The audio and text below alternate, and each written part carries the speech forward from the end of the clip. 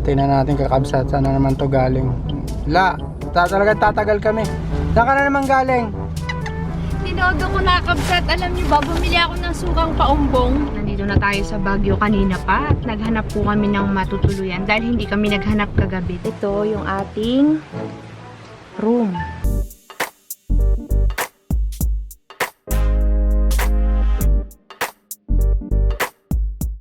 Kakabsat, on the way tayo pa Baguio tapos may nadaanan kami ditong pangalan niya, you know, chicharon. Bibili ako chicharon.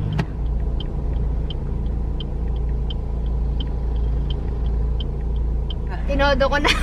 Tinodo mo na? Pasalubong kina nanay. Okay. Tira. Sa bahay, bumili ka rin? Kailan mother? Oo. At yan. Tingnan nyo kakabsat. Yan. Laging pasalubong ni Rito Rod pag umuwi siya sa amin. Yan po, may mga laman-laman siya. Mayroon doon 3 for 100 pero para lang siyang Balat? Pero walang laman. At galing kami diba sa Bulacan. Dito sa Bulacan pala. I-display si kuya. Napadaan tayo dito. Sabi ko, di ba kami madaanan kang magtitinda ng chicharon? Kasi kabsat, mahal sa Maynila. Nasa 200 plus. 130 pa lang isa Akala ko noon. 20 lang.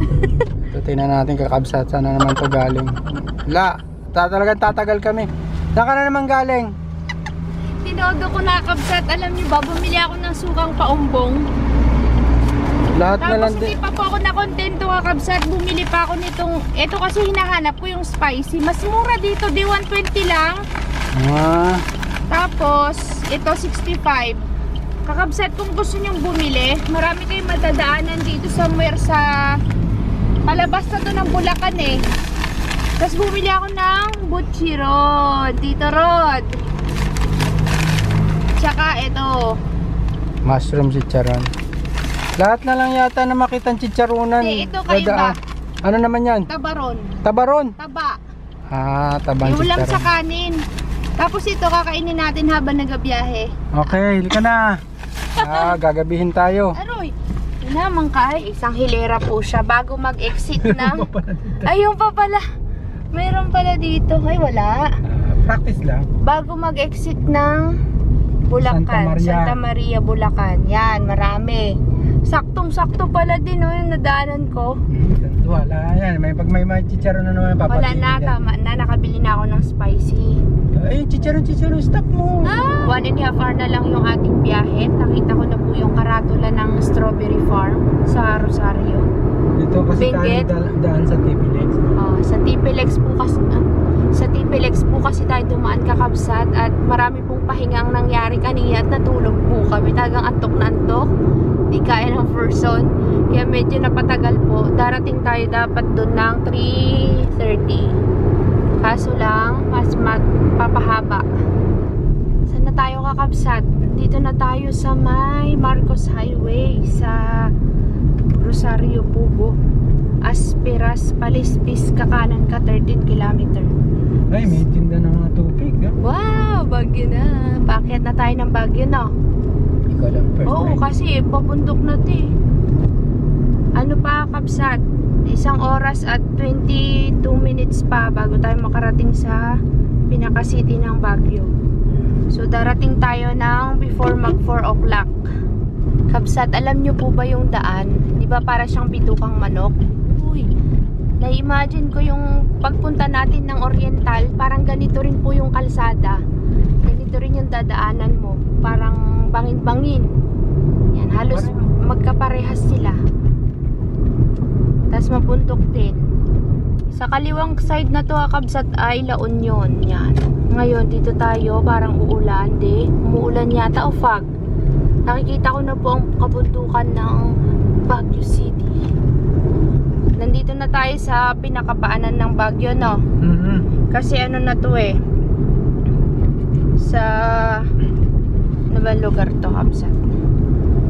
Pugo pa lang? Pugo pa rin? Pugo pa rin. Pero dito nagkiwalay ang way papuntang Baguio na. Oh, yun.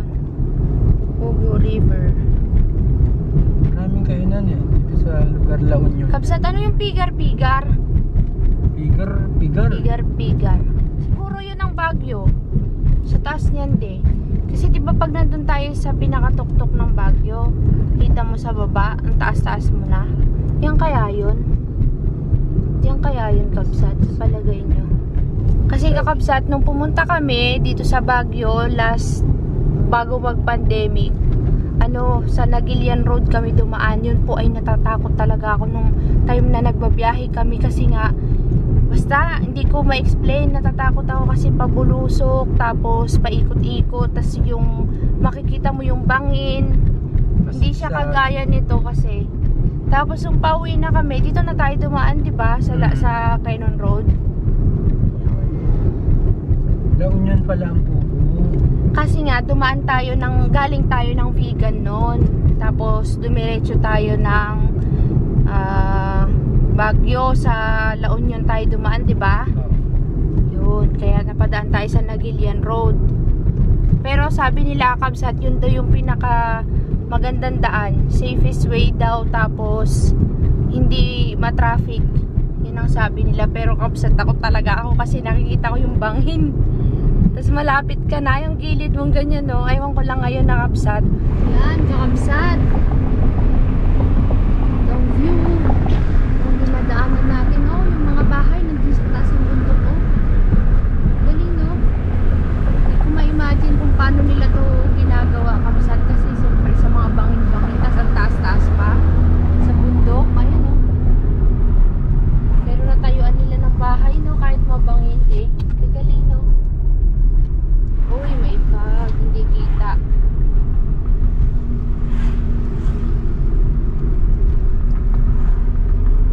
Baka dito.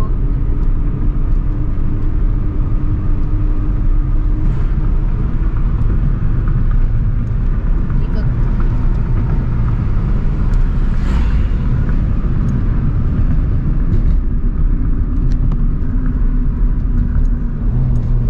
Wow!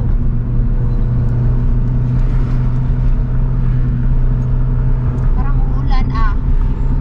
Madilim.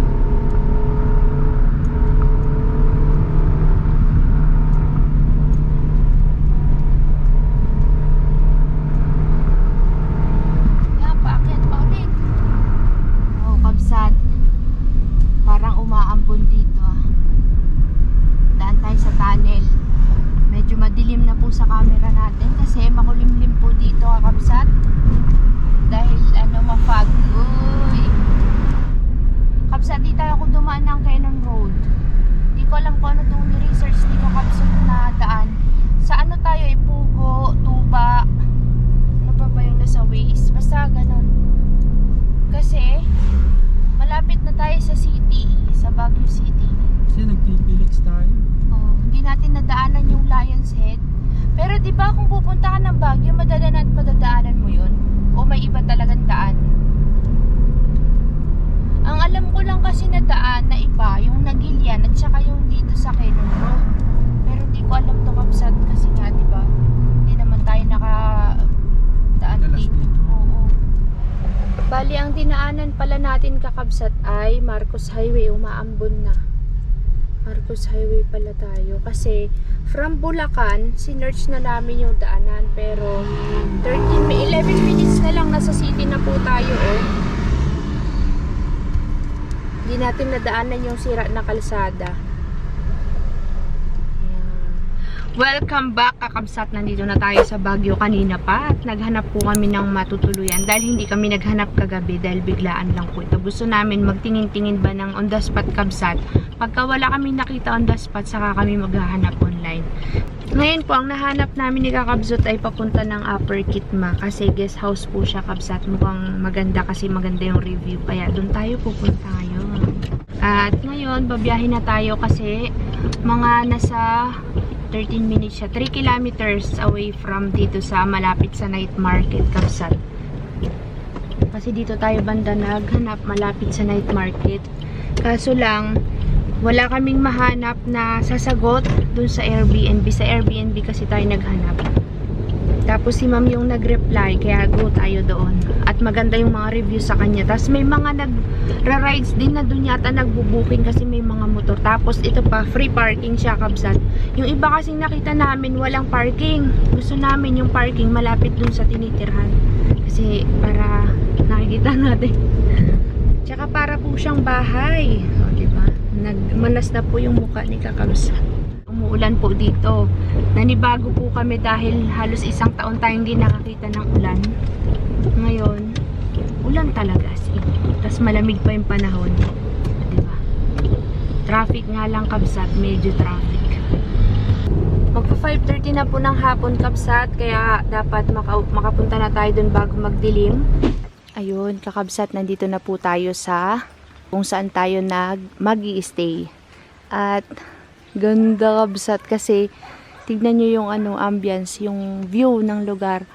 At dito po tayo stay sa side na to. Yan, bali ito po yung house nung may-ari. At i-room tour ko po kayo, mga Kabsat. Naghahakot po kami ni Kakabsat ng gamit. Ganda ng lugar, Kabsat, tahimik at hindi congested. Ang atin pong room ay nandito sa side na to. Tapos yung view natin ay medyo mapuno. Tapos ito yung ating room. Up and down po kasi ito. Yan, meron sila dyan, tsaka meron dyan. So, bali, dalawa lang po ata yung room nila. Tapos yung kabila kasi bahay na po. Na pang personal. Ito naman po yung ating pinaka-entrance. Yan, meron po tayong pinaka-veranda dito. Sa Airbnb po namin ito na book, Kakabsat. On the spot. Yan ang view. Dami nilang na-miss ko si Kuling. Tapos, mayroon kang maririnig na lagaslas ng tubig. Di ba napaka-relaxing, Kakabsat?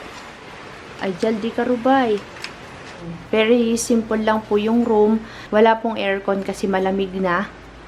Tapos, ito yung kitchen. Pero hindi ka pwedeng magluto. Mag-init lang ng pagkain pwede. Ito naman po yung kanilang CR dito, Kakabsat. Tandararan! Wala. May heater. Yung kapag Malinis nilamig ang nag-iinit mong katawan. Mabango po ang kwarto, Kakabsat. At malinis. O, diba? Mayroon pa tayo dyan pa bintana. Para pumasok yung hangin. Yan lang. Kasi ito yung TV. Tapos, may towel. May bintana ka rin dito, Kabsat. O, may ahas dito, boy. Magkano ang price dito, de? 1,950 plus yung service fee ng Airbnb. Yun. Hindi kasi siya mahanap sa na yung talagang pangalan. Ano bang pangalan na nakalagay doon? Actually, hindi nila nilalagay. Pero marami kayong makikita, Kabsat. Ito kasi, lang, nakita namin biglaan. Kalimutan ko na yung pangalan. Pero nakalagay, guest house, parang ganun. Basta guest house, may guest house siya. Yan. Ito po yung bed. Yung lugar na to, Kabsat, ay halos malapit dun sa dinaanan natin sa Marcos Highway. Kaya nung nandun tayo sa pinaka-market, bumalik ulit tayo dito. Kaya sabi ko, ito pala yung dinaanan natin kanina ako nung papunta tayo. Kaya yon, natandaan ko siya. Dahil kapag tayo umuwi na, mas mabilis, hindi tayo matatraffic. Kasi paglabas mo dito, mabilis na lumabas papunta sa highway. Pero yung papasok dito, Kakabsat, ay medyo maliit lang yung kalsada. Kaya kapag malaki yung sasakyan nyo, medyo mahihirapan kasi maliit lang yung sasakyan natin. Kaya nakayanan niya. Medyo may mga pabulusok. Papakita ko sa inyo mamaya kapag labas natin. Sa mga gustong pumunta dito sa Baguio, Kakabsat, kung ayaw nyong madaanan yung Cannon Road, yung ginagawang daan doon na doon sa ilog kayo dadaan. Sa Marcos Highway kayo dumaan, nagtipilex kami, hindi nyo matadaanan yung, Kabsat, dire-diretso. Kaya sabi ko kanina, nagulat ako, sabi ko, nasaan na yung Cannon Road kasi hindi naman namin kabisado to. Tinanong ko si Kuya, kapag nag-Marcos Highway ka pala talaga, hindi mo yung dadaanan. Mas mabilis.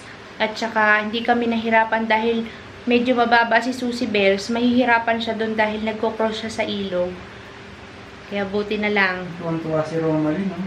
Ilan? 407 Mbps. Wow! Mabilis! Yung Sa-upload makapag-edit ako niya. mamaya. Maabot ng 400 daw. Wow! Ang bilis ng naman. internet nila. Yan ang bait baga kakabsat ni ma'am at ni sir. Yung may-ari po nitong guest house. Very accommodating. Kung gusto nyo kakabsat pala ng pagkain, Grab, Panda. May Panda ba dito, de? Order. O-order. Kasi nga, malayo yung kainan. Lalabas ka pa. Pero kung may sasakyan ka, okay lang. Kaya tayo lalabas, kakabsat. Tara na, de. Let's go. Malakas ang internet nila, kabsat. 400 Mbps, o diba? Mabilis ang upload natin yun mamaya. Welcome sa ating bagong venue ng vlog. Sana samahan niyo po kami sa pag-stay dito, kabsat, from today, 28 hanggang 30. So, mamaya, panibagong vlog na naman natin. Pupunta tayo sa market, magna-night market tayo. Pero umuulan pa kasi. Hindi ko lang sure kung lalabas na tayo ni nakakabsot, pero kailangan natin lumabas kasi kailangan natin bumili ng pagkain. Kuya, meron po sila ditong oven, tsaka po microwave. So, mag-iinit na lang tayo ng pagkain. May microwave, no? Oo, mag-iinit na lang. Hindi oven. Tapos, meron sila ditong Utensils. mga baso. Meron din initan ng tubig para pag gusto mo magkape. Ayun. Yung mga necessity, mga kailangan lang Pero talaga. walang lutuan. Hindi Oo. ka makapagluto. Kasi nga, maliit lang yung kwarto, mangangamoy. So, hindi sila naglagay ng alak. Yun lang, mga init-init lang na pagkain. Okay lang yun. Hindi ko po sure kung i-end ko dito yung vlog or kung mag-add tayo ng vlog papunta dun sa night market. Dito na lang po natin maya. Maraming salamat po sa panonood. Sana nag-enjoy kayo sa ating trip to Baguio at sa ating room tour. Sa ating guest house room tour. Bye!